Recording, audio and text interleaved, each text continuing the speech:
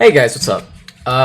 I'm going to be giving you a deck profile for Xros Heart in the current format. I think it's definitely at least a tier 2 deck, if not like kind of 1.5. It's got some bad matchups, which I think is what's holding it back from being a tier 1 deck. But we'll go ahead and get into that in just a second. Before we begin, I just want to say you all should leave a like, comment, and subscribe because I was using a Betsumon mat with a giant bulge on it, but I decided to spare you all. So, you know, whether you like the video and the deck profile or not, I should at least get some credit for that. We'll go ahead and start off with our threes. 4 Starmons. Not much to say. I feel like a lot of this deck is going to be pretty self-explanatory until we get towards like the options. However, I hate Starmon. I hate seeing it consistently because Cross 4 is banned and we don't play that many Cross 5s. So a lot of times the Starmons is just a worse Sparrow, and I want to cut down on it just because a lot of the times we will brick, but finding a rookie is really important, and it is a piece for certain cards in our combo. We are playing 4 Sparrowmon. Pretty much same thing, except it's just better star because it's a 5k most of the time, which is nice. We have 4 Shoutmon. I promise there's 4. I literally dropped this 10 seconds for recording. I can't find it, and I'm too scatterbrained at the moment to continue looking. But yeah, you play 4 of this card. Obviously, this card's insane. 4 cost is a bit heavy to play, but I mean, sometimes you just don't have anything else to do, and it's a decent searcher. 4 of Darulumon and the Ballistamon. These are 2 of your 3 key pieces. The other one is the Shoutmon. If you have one of each of these, you're doing really good. Even without any tamers, at least being able to consistently get cross 3s out each turn will leave you in a very good position. And then our final regular level 4 is the Shoutmon King version. We do play 4 Taiki Kudos in this deck, so being able to cross it for 3, potentially even placing a Shoutmon underneath, giving it rush, is just really nice. And then being able to play Taiki for free, search 4. It's just a nice consistency booster card. A lot of times you'll have Taikis in your hand that you can't really sacrifice the tempo to play because our deck is a bit slower and requires a lot more setup than something like Hunter's does.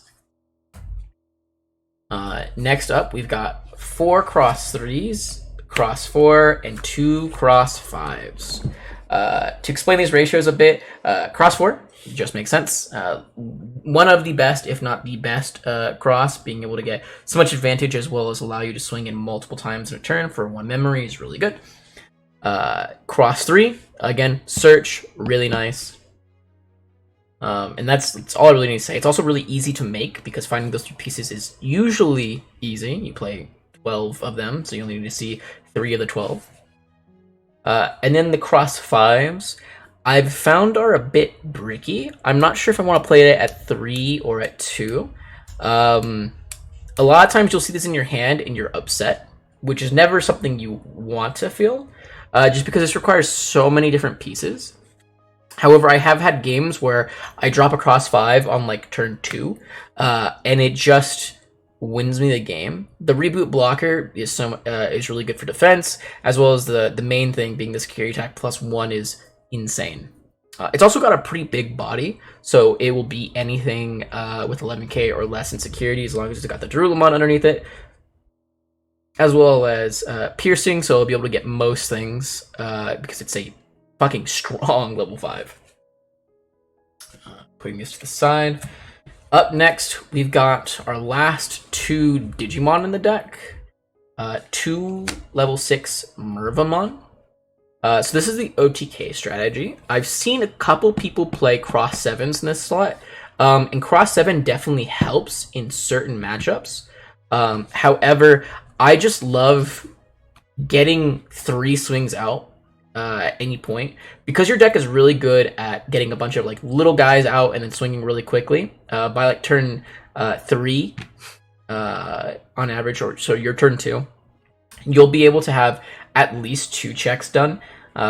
If you're like super lucky, you'll have like 3 checks done, and by that point they're within Mervamon range, so depending on how much memory your opponent gives you, you'll be able to OTK them. On average, you can get Mervamon out and keep your turn from 2 memory. So anything more than that is just surplus and makes it easier. It requires less cards to have in the combo. For those of you who don't know, by the way, you can cross from trash. So she costs 8 to play, puts a card from trash underneath, and then play 2 Digimon with cross arts in their traits from trash, giving all your Digimon with cross arts in their trace in their traits blocker and rush. It's such a good card. It makes you think a lot more as well in this deck, because sometimes you want to let your Digimon die. As most of your Digimon do save or material save, you may not have enough Digimon in your trash in order to get the absolute maximum value out of the Merpomon. It's also a good defensive play too, though if you're usually playing it defensively, you're in a pretty bad spot. Onto the Tamers, we've got 3 Zendro and 3 Akari. I hate Akari. Period. Zendro is nice because it makes your Merpomon cheaper. You get 1 or 2 of these guys out, and it makes it a lot easier to play the Merpomon. Akari sucks. I hate it. The card draw is nice, but most of the time, I don't have the Ballistamon or the Dorulumon in hand when I have these guys, and I would much rather usually see Taiki or something like that. Getting Zendros early, though, never really makes me feel too sad, because, again, the memory is nice. The card draw is usually a lot harder for me to feel happy about, especially in this deck with so much card draw and search. We will play 4 Taiki. This card's insane. I've bricked on Taikis, unfortunately, a couple times, where I've kind of had to play Taiki into next turn playing Taiki, and then just not finding the pieces I need, which can happen, because unfortunately, the way the deck is built, it is, I think, a bit brickier than the traditional Xros Heart lists. I think it is just, it has higher kill potential, which makes it a bit more valuable, especially in the current format. Following past the Taikis, we have our final Tamer being the Tri-Tamer. This card is insane if you see it in your opening hand. Every other time I see it, I wish it was something else. I'm not sure how I feel about it at the moment. It really... It's too slow for this current format. Playing a Tamer for 4, it's not a memory setter. It just gains you 1 and lets you draw 1. That's really good, but only if you get like a couple effects off of it. Otherwise, it's just dead weight. I kind of want to cut it, but I don't know a better replacement for it. So, and again, if you see this in your opening hand, you're gonna get like 3 to 5 uses out of it on average per game, and that it pays for itself. It's so good in that specific instance. Onto our options. 1 Sunrise Buster. This card's insane. This is why I hate Akari a little bit less than I think I would normally. Being able to Sunrise Buster, kill almost anything feels good typically. And then finally, our last 8 options. Oh, yo, there's the Shoutmon. Let's go. We found it. Okay, Pog. We'll put that to the side and we'll fix that later. The last 8 options are 4 Gravity Crushes and 4 Blinding Rays. These cards unironically take a lot of skill to use. I thought this deck would be a lot more brain dead in the way that you play, because it's just a tempo deck. You play on curve and you try to kill your opponent in that like big OTK on the crackback. However, I find a lot of positions where I kind of want to use these in a tempo-oriented way. Gravity Crush is a lot less, just because they give your opponent 2, so you can't really choke, and you're essentially just paying that 2 earlier. So they're only really good for trying to keep your turn and then doing something spicy that way. The Blinding Rays, though, do come up in a lot of tempo scenarios, where I will Blinding Ray just for like either cards in my trash to try and set up a Merpomon, or to gain like an extra like 2 memory to like play a Taiki and then go into one of the crosses instead. These cards are fucking insane. On average, because we play so many of them, you'll end up with at least 2 of them in your hand. I have games where I have like 3 or 4 of them, and it's just like an extra 12 memory that your opponent just cannot account for or play around in the slightest. As well as with how much draw we have in this deck, you'll usually draw 1 or 2 more during your just like trying to kill your opponent. So you can definitely try fishing for OTKs in this way as well. To go a bit over matchups and things of the like, this deck is, I think, in my opinion, a tempo deck that has a finality to it. I don't remember the word exactly I'm using for it. Essentially, it has a inevitability. There we go. It has an inevitability to it where if your opponent plays the game long enough, we will simply outvalue them and we will kill them. You play really well into control decks like security control and other strategies along that nature that don't specifically target tamers, because of how much you're searching, how much you're drawing, how recursive and sticky your Digimon are, and then your OTK from true security. They're never safe past that point, guaranteed. And then depending on what you have in your hand, as well as how much memory they give you, you can kill someone from like 5 security pretty easily with a Mervamon and then 2 crosses for 1. It's super, super possible. Decks that you have a hard time against are, unfortunately, I feel like a lot of the best decks in the format right now. Which is why I think this is like a tier 2 or a solid tier 5. Tier 1.5, I mean. Decks that really give you a hard time are like Bloom Lord. Traditionally, like Hydramon is really good against this deck because you're balancing cards and placing them under security, which isn't as bad here. But the issue is actually the second effect of the Bloom Lord, which is your opponent gains memory whenever you swing. The Mervamon combo, unless your hand is fully nuts and crazy or your opponent gives you a lot of memory, will take, on average, you to 0 or 1 memory. And so even if you swing in with one of your rushers, it will usually pass over a turn, preventing you from doing something in that way. As well as they have access to Quartz. Any deck that has access to Quartzmon really hampers you. You can go under Quartz pretty easily. Against most decks. However, if they have some Quartz plus anything else, so if, for example, Quartz plus Bloom Lord, or I mean not Bloom Lord, Hydramon.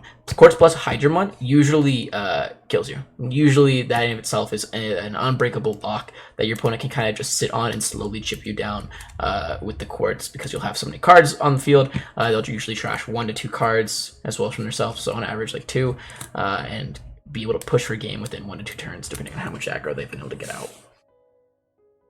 Other decks you kind of have a hard time into is Blue Flare.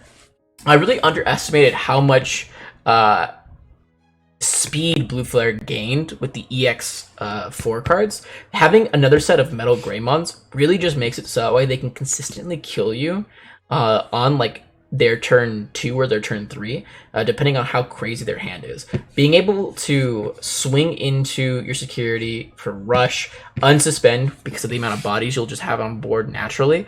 I've had a couple matches where I will swing into security with a cross and it'll live, or like I'll swing in with like even like a Starmon and it'll live, leaving 2 Digimon on field, so they'll be able to get double swing in with their Metal Greys, go into like another Metal Grey for like 3, swing in, that's 3 checks right there, setting up what is essentially going to be lethal on the crackback, because there's nothing I can do to really protect myself.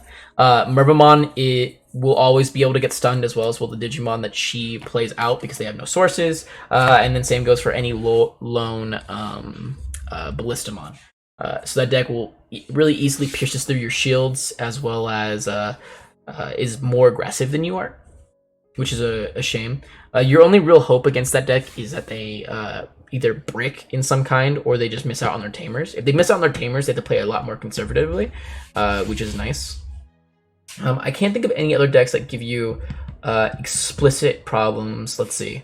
Blue Flare, Bloom Lord, and then any deck that can run Quartz as like a nice top end that they can support with their like lower end cards, like Hunters to some extent. Though Hunters is less scary for you, I feel like, with the OTK version than it is like a traditional Xros Heart deck. Techs that I think you could potentially run, you could run more King versions. I think the King version into Taiki combo is cute, but it's kind of inconsistent because you're not playing as many targets for the King version as you are in, like, say, Hunters. As well as the Superior mode, I think, is a pretty nice top end. I really underestimated how much it would be useful in certain matchups. I think it definitely makes your Quartz matchup a lot nicer, and it makes your Blue Flare matchup a little bit easier too, because even if they strip your sources and stuff, you still have ways to access them a lot quicker than you would with Mervamon.